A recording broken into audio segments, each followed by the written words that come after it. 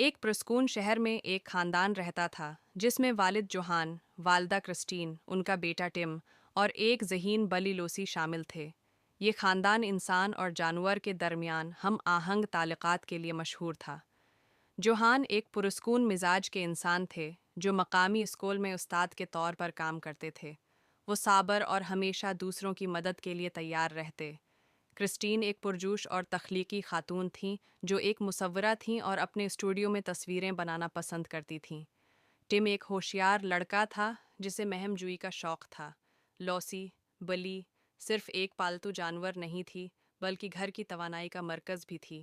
ایک دن خاندان نے فیصلہ کیا کہ وہ ویک اینڈ پر قریبی جنگل کی سیر کے لیے جائیں گے۔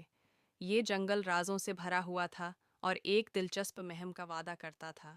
جوہان نے پکنک کے لیے سامان باندھا، کرسٹین نے تفریح کے لیے خاکے بنانے والی کتابیں اور رنگ رکھے، اور ٹم نے ایک چھوٹا سا خزانے کا نقشہ تیار کیا تاکہ جنگل میں چھپے رازوں کی تلاش کی جا سکے۔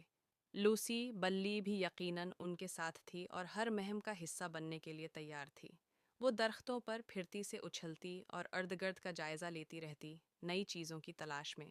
جنگل میں گھومتے ہوئے ٹم ایک پرانے درخت کے تنے سے ٹکرا گیا جس کے نیچے ایک خفیہ ڈبہ چھپا ہوا تھا۔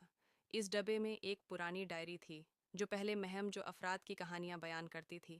خوشی سے سرشار ٹم نے پڑھنا شروع کیا جبکہ اس کے والدین پرسکون ماحول سے لطف اندوز ہو رہے تھے۔ اچانک لوسی کو کچھ نظر آیا۔ ایک ہلکے سے میاؤں کے ساتھ اس نے ٹم کی توجہ ایک قریبی پتھر پر موجود عجیب سے نشان کی طرف دلائی۔ یہ نشان بالکل اس نقشے سے میل کھاتا تھا جو ڈائری میں تھا۔ ٹم بہت خوش ہوا اور اس نے ڈائری کی کہانیوں کو نوٹ کرنا شروع کر دیا۔ خاندان نے مل کر فیصلہ کیا کہ وہ اس نئے سراغ کے پیچھے جائیں گے۔